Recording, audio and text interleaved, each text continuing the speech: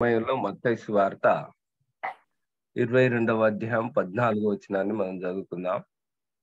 మత్తయి సువార్త 22వ అధ్యాయము 14వ వచనం. కాగా పిలువబడిన వారు అనేకులు, ఏర్పరచబడిన వారు కొందరే అని ఇక్కడ చెప్తా ఉంటున్నాడు. కాగా పిలువబడిన వారు అనేకులు, ఏర్పరచబడిన వారు కొందరే. ఇక్కడ ఈ విషయాన్ని మనం గమనించినట్లయితే రక్షణ పిలుపు అనేకులకు వస్తుంది.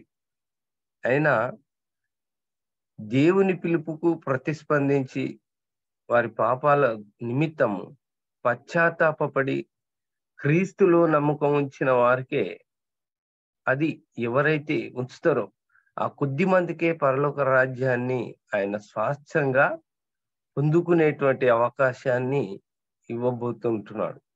కాబట్టి ఎన్నుకోవడం, ఏర్పరచబడిన వారు అంటే ఎన్నుకున్నటువంటి వారిని, అంటే దేవుడు ముందే వారిని ఎన్నుకోవడం అనేటువంటిది జరుగుతుంది. ఈ ఎన్నుకున్నటువంటి వారికి ఆయన ఉద్దేశాలను, ఆయన లక్ష్యాలను కూడా వారికి మున్ముందు తెలియజేయబోతున్నాడు. కాబట్టి ఆయన క్రీస్తులో ఎవరినైతే ఎన్నుకుంటారో వాళ్ళు భవిష్యత్తులో వాళ్ళకి ఏం సంభవిస్తుంది అనేటువంటిది మున్నిర్ణయం, అంటే ముందు నిర్ణయం ద్వారా వాళ్ళకు అర్థమవుతుంది. అందుకే ఇక్కడ చెప్తున్నటువంటి మాట ఏర్పరచబడిన వారు కొందరే అని చెప్తా ఉంటున్నారు. ఎవరినైతే దేవుడు ఏర్పరచుకుంటారో వాళ్లకు ముందే జరగబోయేటువంటి విషయాలను ముందే తెలియజేస్తాను అనేటువంటిది ఇక్కడ తెలియజేస్తా ఉంటున్నాడు. కాబట్టి ఎన్నుకున్నటువంటి వారికి వారి జీవితంలో దేవుడు ఇచ్చేటువంటి విషయాన్ని మనము కొద్దిగా ధ్యానించుకుందాం. రోమీలకు రాసిన పత్రిక 8వ అధ్యాయము 30వ వచనంలో చూస్తే, మరియు ఎవరిని ముందుగా నిర్ణయించెనో వారిని పిలిచెను, ఎవరిని పిలిచెనో వారిని నీతిమంతులుగా తీర్చెను అనేటువంటి మాటను ఇక్కడ గమనిస్తా ఉంటున్నాం. అట్టి సమయంలో మనము పిలిచెను అనేటువంటిది మనము ఇక్కడ జ్ఞాపకం చేసుకున్నట్టయితే, క్రీస్తు దగ్గరికి వచ్చి ఆయనకు నమ్మకంగా ఉండాల అనేటువంటి ఉద్దేశంతో ఆయన పిలుస్తా ఉంటున్నాడు. అదే విధంగా ఎవరిని పిలిచెనో వాళ్ళను నీతిమంతులుగా తీర్చెను అనేటువంటి మాటను మనము చూస్తా ఉంటున్నాం. నీతిమంతులుగా తీర్చెను అనేటువంటి మాటను గమనించినట్లయితే, పిలిచిన వారంతా దేవుని చెంతకు వచ్చి క్రీస్తులో నమ్మకం ఉంచుతారు. ఎవరినైతే దేవుడు ముందుగా ఏర్పరచుకొని వారిని పిలుస్తాడో వాళ్ళంతా దేవుని చెంతకు వచ్చి క్రీస్తులో నమ్మకం ఉంచిన వెంటనే దేవుడు వారి పాపాలను క్షమించి వారిని నీతిమంతులుగా ఎంచుతాను అనేటువంటి మాటను ఇక్కడ తెలియజేస్తా ఉంటున్నాడు. కాబట్టి ఈ పిలిచే కొద్ది మంది ఎవరైతే ఆయన పిలుపుకు లోబడతారో, ఎవరైతే ఆయన పిలుస్తాడో ఆ కొద్ది మంది పరలోక రాజ్యాన్ని ఒక స్వాస్థ్యంగా పొందుతారు అనేటువంటి మాటని ఇక్కడ తెలియజేస్తా ఉంటున్నాడు. అదే విధంగా 1 కొరింథీయులకు రాసిన పత్రిక 1వ అధ్యాయము 9వ వచనంలో ఒక మాటను మనము గమనిస్తాం. మన ప్రభు అయిన యేసుక్రీస్తు తన కుమారుని సహవాసమునకు మిమ్మును పిలిచిన దేవుడు నమ్మదగినవాడు. ఎందుకు ఈ ఏర్పరచబడినటువంటి ఎన్నిక చేసుకున్నటువంటి వ్యక్తులను మరి దేవుడు పిలుస్తా ఉన్నాడంటే, ఆయన సహవాసం కొరకు దేవుడు పిలుస్తా ఉంటున్నాడు. కాబట్టి ఆ పిలిచిన వాడు ఎవరు అంటే నమ్మదగిన వాడు అనేటువంటి మాటని ఇక్కడ మనము గమనించాలి. కాబట్టి విశ్వాసులకు దేవుడు చేసినటువంటి వాగ్దానాలన్నిటినీ నెరవేరుస్తారు. కాబట్టి ఎప్పటి వరకు నెరవేరుస్తాడు? కొద్ది కాలమేనా, మధ్యలో విడిచిపెడతాడంటే కాదు, అంతం వరకు వారిని కాపాడుతాడు. కాబట్టి ఆయన నమ్మదగిన వాడుగా ఉంటున్నాడు. కాబట్టి ఎవరినైతే ఆయన సహవాసంలోకి పిలుస్తాడో వాళ్ళని ఆయన ఏం చేస్తాడంటే మధ్యలో విడిచిపెట్టేవాడు కాదు, కానీ అంతం వరకు వారిని కాపాడుతాడు. కాబట్టి అందుకే ఆయన నమ్మదగిన వాడుగా మనం చూస్తా ఉంటున్నాం. కాబట్టి ఈ సమయంలో దేవుడు నిజంగా ఎవరినైతే ఏర్పరచుకుంటాడో ఆయన సహవాసంలోకి ఆయన తీసుకురావడానికి సిద్ధంగా ఉన్నాడు అనేటువంటిది ఈ మాట ద్వారా మనం గమనించాలి. ఎందుకంటే ఆయన నమ్మదగిన వాడు అనేటువంటి మాటను కూడా తెలియజేస్తా ఉంటున్నాడు. కాబట్టి మనుషులను నమ్మితే మన మధ్యలోనే వదిలిపెడతారు. కానీ దేవుడు మనల్ని ఆయన దేని కొరకైతే మనం పిలిచిండో, సహవాసానికి కొరకు పిలిచిండో, ఆయన మధ్యలో మనల్ని విడిచిపెట్టేవాడు కాదు. గాని అంతం వరకు వారిని నేను కాపాడుతాను. అందుకే ఆయన నమ్మదగిన వాడు అనేటువంటి మాటను మనం గమనిస్తా ఉంటున్నాం.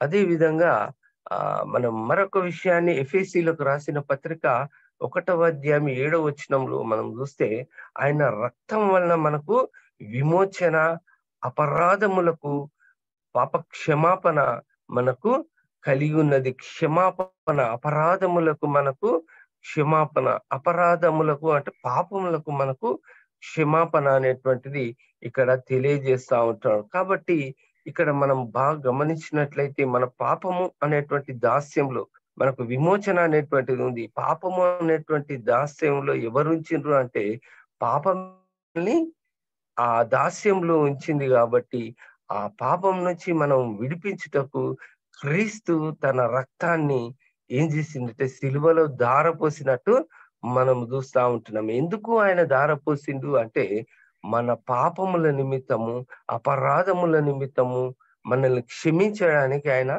ప్రాణాన్ని మరి సిలువలో బలియాగమైనట్టు మనం చూస్తా ఉంటున్నాం. కాబట్టి ఈ సమయంలో మన అపరాధములకు మరి క్షమాపణ జరగాలంటే మనం ఏదో మంచి ప్రవర్తన ద్వారా మనం పాప క్షమాపణ పొందుకోవచ్చు అనేటువంటిది మనం ఎప్పుడు కూడా చేయాల్సినటువంటి ప్రయత్నము కాదు. గాని కేవలము మన మంచి ప్రవర్తన ద్వారా క్షమాపణ అనేటువంటిది మనం సంపాదించుకోలేదు. ఎందుకు అంటే కేవలము దేవుడు దాన్ని ఉచితంగా మనకి ఇస్తేనే తప్ప అది మనకు రాదు అనేటువంటిది ఈ సందర్భంగా దేవుడు మనతో మాట్లాడుతా ఉంటాడు. కాబట్టి ఈ పాపాలకు క్షమాపణ అనేటువంటిది దేవుడు మనకు ఉచితంగా మనకు ఇవ్వబోతా ఉంటున్నాడు. అదే విధంగా ఎఫెసీయులకు రాసిన పత్రిక 1వ అధ్యాయము 14వ వచనంలో దేవునికి మహిమకు కీర్తి కలుగుటకై ఆయన సంపాదించుకున్న ప్రజలకు విమోచన కలుగు నిమిత్తము ఆత్మ మన స్వాస్థ్యమునకు సంచకరువుగా ఉంటున్నది. ఇక్కడ ఈ మాటను మనం గమనించినట్లయితే తండ్రి అయిన దేవుడు తన ఆత్మను విశ్వాసుల కొరకు కొన్నట్లు స్థిరపరిచేటందుకు అడ్వాన్స్ గా ఇస్తున్నట్టు మనం చూస్తూ ఉంటున్నాం. అంటే తనను తాను ఆరంభించినటువంటి పనిని కొనసాగిస్తానని హామీ ఇస్తా ఉంటున్నాడు సమయంలో. కాబట్టి మన జీవితంలో దేవుడు మనల్ని ఎందుకు ఆయన ఎన్నుకుంటున్నాడు అంటే ఆయన మనకు ఇవ్వబోయేటువంటి స్వాస్థ్యము, మనకు ఆత్మ అనేటువంటిది మనకు ఆయన ఏం చేస్తున్నాడు అంటే అడ్వాన్స్ గా ఆయన చెల్లిస్తా ఉంటున్నాడు. కాబట్టి ఈ సందర్భంగా మనము మన జీవితంలో పాపానికి మరి బానిసలుగా ఉంటున్నటువంటి మనల్ని ఆయన విడిపించి తన ఆత్మ అనేటువంటి సంచకరువును మన మధ్యలో ఉంచబోతా ఉంటున్నాడు. అదే విధంగా మనము గమనించినట్లయితే దేవునికి మనం అందరం కూడా మరి దూరంగా ఉన్నటువంటి పరిస్థితుల్లో ఆయన సిలువలో ఆయన రక్తాన్ని కార్చి ఆయనను మన దగ్గరికి తీసుకొని పోతా ఉంటున్నాడు. అందుకే హెబ్రీయులకు రాసిన పత్రిక 10వ అధ్యాయం 19-20 వచనంలో సహోదరుల యేసు మన కొరకు ప్రతిష్ఠించిన మార్గము అనగా నూతనమైనది జీవము గలది ఆయన శరీరమును తెర ద్వారా ఏర్పరచబడినది అయిన మార్గం. 20వ వచనంలో ఆయన రక్తం వలన పరిశుద్ధ స్థలమునందు ప్రవేశించుటకు మనకు ధైర్యం కలిగి ఉన్నది అనేటువంటి మాటని ఇక్కడ తెలియజేస్తా ఉంటున్నాడు. సన్నిధి, గుడారము, దేవాలయం ఈ రెండిట్లో పవిత్ర స్థలాన్ని, అతి పవిత్ర స్థలాన్ని వేరు చేసేటువంటి తెర ఒకటి ఉండేది. అది దేవుని సన్నిధిలోకి అది మార్గము అప్పుడు లేకున్నది. ఈ తెర క్రీస్తుకు చిహ్నంగా ఉన్నది. క్రీస్తు మానవ దేహంలోకి వచ్చి మన పాపాల కోసం మరణించినప్పుడు ఈ తెర రెండుగా చినిగి ఆ దినమున మరణమైనటువంటి దేవుని సన్నిధిలో ఆయన మరణము దేవుని సన్నిధిలోకి ఆ మాడి చేసింది.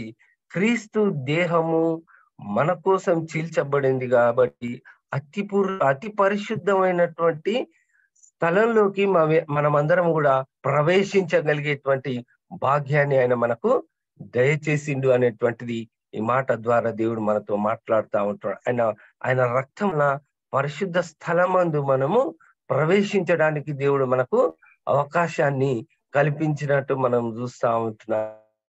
సందర్భంలో మునుపు మనమందరం దూరం ఎఫెసీలోకి రాసిన పత్రిక 2వ అధ్యాయం 13వ వచనంలో కూడా మాటను మనం గమనించవచ్చు. అయినను మునుపు దూరస్థలమైన మీరు ఇప్పుడు క్రీస్తు యేసునందు ఆయన రక్తం వల్ల మీరు సమీపిస్తులై ఉన్నారు అనేటువంటిది ఇక్కడ తెలియజేస్తా ఉంటున్నాడు. యేసుక్రీస్తు సిలువలో మరి రక్తం కార్వడం వల్ల మనము ఆయనకు సమీపస్తులుగా ఉంటున్నాం. అప్పుడు మునుపు మనము దూరస్థలమై ఉంటున్నాం. ఎందుకంటే పాపములో మనము కాబట్టి ఆయన సిలువ రక్తం ద్వారా ఆయన మనల్ని విమోచించి పాప దాస్యముల నుంచి మనల్ని విడిపించి తన రక్తాన్ని కార్చినందుకు దూరస్థలమైనటువంటి మనం ఆయనకు సమీపస్తులుగా ఆయన మనల్ని చేసుకున్నట్టు మనం చూస్తా ఉంటున్నాం. కాబట్టి ఎవరినైతే ఏర్చుకుంటారో వాళ్ళకు భవిష్యత్తులో దేవుడు చేసేటువంటి ప్రణాళికని ఇక్కడ తెలియజేసి ఉంటున్నాడు. కాబట్టి ఈ లోకంలో జీవించినటువంటి ప్రతి ఒక్కరి కొరకు ఆయన ప్రాణాన్ని ఆయన ప్రయోజనముగా కార్చి ఈరోజు మనల్ని దూరస్తులైన సమీపస్తులు అదే విధంగా ఎవరినైతే ఆయన పిలుచుతూ ఆయన సహవాసం కొరకు ఆయన మనల్ని పిలిచినట్టు మనము వాక్యంలో చూస్తా ఉంటున్నాం. ఎవరినైతే పిలిచిందో ఆయన మనలందరినీ కూడా నీతిమంతులుగా ఆయన చేసుకున్నట్టు మనము చూస్తా ఉంటున్నాం. కానీ ఇక్కడ జాల్సింది ఏంటి అంటే రక్షణ అనేటువంటి పిలుపు అందరికి వస్తుంది. కానీ ప్రతిస్పందించిన వారికే ఇది మాత్రమే పరలోక రాజ్యంలో ప్రవేశము అనేటువంటిది ఇక్కడ తెలియజేయబడుతుంది. కాబట్టి ఎవరైతే ప్రతిస్పందిస్తారో ఆయన పిలుపుకు ఆయన ఏర్పరచబడినటువంటి వారు ఎవరైతే ఆయన పిలుపుకు ప్రతిస్పందిస్తారో వాళ్ళ జీవితంలో దేవుడు వాళ్ళకు పరలోక రాజ్యాన్ని స్వాస్థ్యంగా ఇవ్వడానికి ఆయన సిలువలో బలియాగము మనం చూస్తా ఉంటున్నాం. కాబట్టి ఈ సందర్భంగా ముందే నిర్ణయించడం, ఇప్పుడు ప్రతి ఒక్కరిని ముందే నిర్ణయిస్తుంది కానీ చాలా మంది తెలుసుకోలేకపోతున్నారు ఈ లోకంలో. కాబట్టి మన జీవితంలో దేవుడు చేసే గొప్ప కార్యం ఏమిటంటే దూరస్థులమైనటువంటి మనల్ని సమీపస్తులుగా చేస్తున్నాడు. అతి పరిశుద్ధ స్థలములో మనం ప్రవేశించడానికి మనకు ధైర్యం ఏమిటి అంటే ఆయన కేవలము ఆయన రక్తం వల్ల మనము అతి పరిశుద్ధమైనటువంటి స్థలంలోకి దేవుడు మనల్ని ప్రవేశింపజేస్తున్నాడు అనేటువంటిది ఈ మాట ద్వారా దేవుడుతో మాట్లాడుతూ ఉంటున్నాడు. ఈ సమయంలో దేవుడి యొక్క వాక్యాన్ని తన వెనుకిడిలో దీవించి ఆశీర్వదించును గాక.